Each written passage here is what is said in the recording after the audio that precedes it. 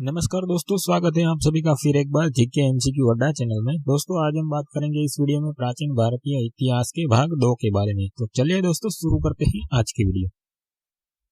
पहला प्रश्न है, सिंधु सभ्यता का प्रमुख बंदरगाह कौन सा था? तो दोस्तों इस प्रश्न का उत्तर है लोथल। लोथल हमारा सिंधु सभ्यता का प्रमुख बंदरगाह था। अगला प्रश्न है दोस्तों, मोहेंजोदड़ो किस नदी के तट पर स्थित है? तो दोस्तों इसका उत्तर आता है सिंधु नदी। मोहेंजोदड़ो जो शहर है वह सिंधु नदी के तट पर स्थित है। अगला सवाल आता है दोस्तों, मोहेंजोदड़ो की खोज किसने की थी? तो दोस्तों इसका उत्तर आता है रखालदास बनर्जी ने 1922 में मोहेंजोदड़ो की खोज की थी। तो चलिए दोस्तों बढ़ते हैं अब अगले प्रश्न की ओर। अगला सवाल है, मोहेंजोदड़ो से हमें क्या प्राप्त हुआ था? तो दोस्तों याद रखना, मोहेंजोदड़ो से हमें प्रमुख स्मारक, स्नानागार और अन्नागार प्राप्त हुए थे। अगला प्रश्न है, कालीबंगान का शाब्दिक अर्थ क्या है? तो दोस्तों कालीबंगान का शाब्दिक अर्थ है काले रंग की चूड़ियां। अगला सवाल आता है, सिंधु घाटी के लोगों किसकी पूजा करते थे? तो याद रखना दोस्तों, सिंधु घाटी के लोगों मातृ देवी की पूजा करते थे। अगला प्रश्न आता है, सिंधु घाटी के लोगों का सबसे पवित्र वृक्ष कौन सा था? तो याद रखना दोस्तों, सिंधु घाटी के लोगों का सबसे पवित्र वृक्ष पीपल का वृक्ष था।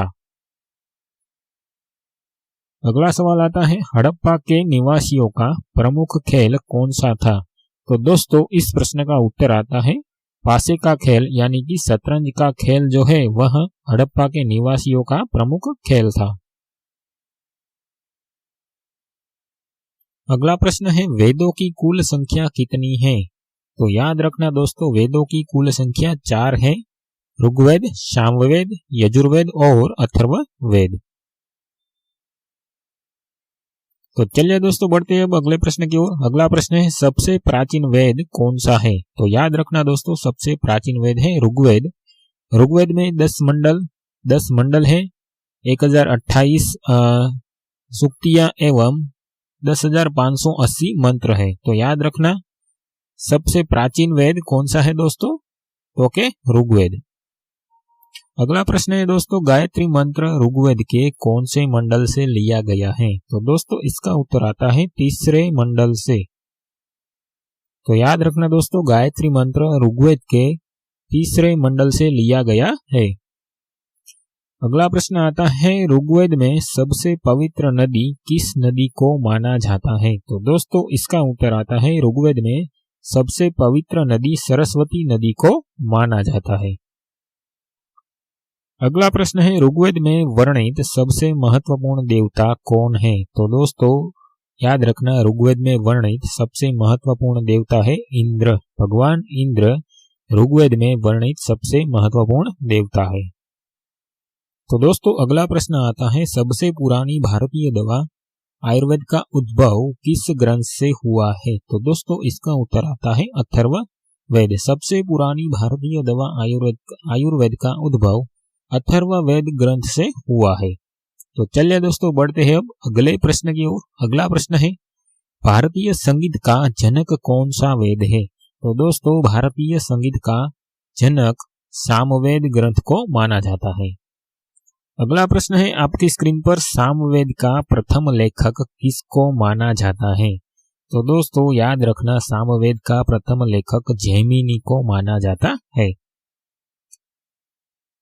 अगला सवाल है, सबसे प्राचीन एवं प्रमाणित पुराण कौन सा है? तो दोस्तों याद रखना, सबसे प्राचीन एवं प्रमाणित पुराण मत्स्य पुराण है। कौन सा पुराण? मत्स्य पुराण हमारा सबसे प्राचीन एवं प्रमाणित पुराण है। अगला प्रश्न आता है दोस्तों, मत्स्य पुराण में किस वंश की जानकारी मिलती है? तो याद रखना दोस्तों, मत्स्य पुराण में हमें सातवाहन वंश की जानकारी मिलती है। अगला प्रश्न आता है दोस्तों, उपनिषदों की संख्या कितनी है? तो दोस्तों इसका उत्तर आता है उपनिषदों की संख्या 108 है। सिंधु सभ्यता किस आकार में फैली हुई थी? तो दोस्तों याद रखना, इसका उत्तर आता है त्रिभुजाकार में फैली हुई थी। सिंधु सभ्यता त्रिभुजाकार में फैली हुई थी। इतिहास का पिता किसको कहा जाता है? तो याद रखना दोस्तों, बहुत ही मजेदार प्रश्न। इतिहास का पिता हेरोडोटस को कहा जाता है, यानी कि हेरोडोटस इतिहास के पिता है।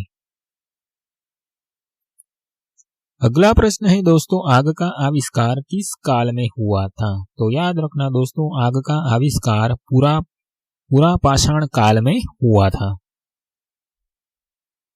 अगला प्रश्न है, कृषि एवं पहिए का आविष्कार किस काल में हुआ था? तो याद रखना दोस्तों, कृषि एवं पहिए का आविष्कार नवपाषाण काल में हुआ था।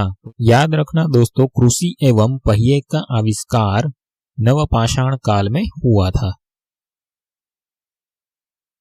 तो दोस्तों अगला प्रश्न आता है, सिंधु घाटी सभ्यता की सबसे मुख्य विशेषता क्या थी? तो दोस्तों इसका उत्तर आता है नगर नियोजन। नगर नियोजन सिंधु घाटी सभ्यता की सबसे मुख्य विशेषता थी। अगला प्रश्न आता है दोस्तों, सिंधु घाटी सभ्यता के लोगों का मुख्य व्यवसाय क्या था? तो याद रखना दोस्तों, सिंधु घाटी सभ्यता के लोगों का मुख्य व्यवसाय कृषि कार्य था। सिंधु घाटी सभ्यता में प्रमुख फसल के रूप में किसकी खेती होती थी?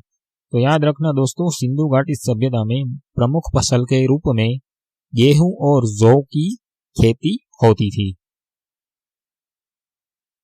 आदिमानव सबसे पहले क्या करना सीखे थे? आदिमानव सबसे पहले दोस्तों आग जलाना सीखे थे। तो दोस्तों इस वीडियो को हम यहीं समाप्त करते हैं और मिलते हैं एक नए वीडियो के साथ।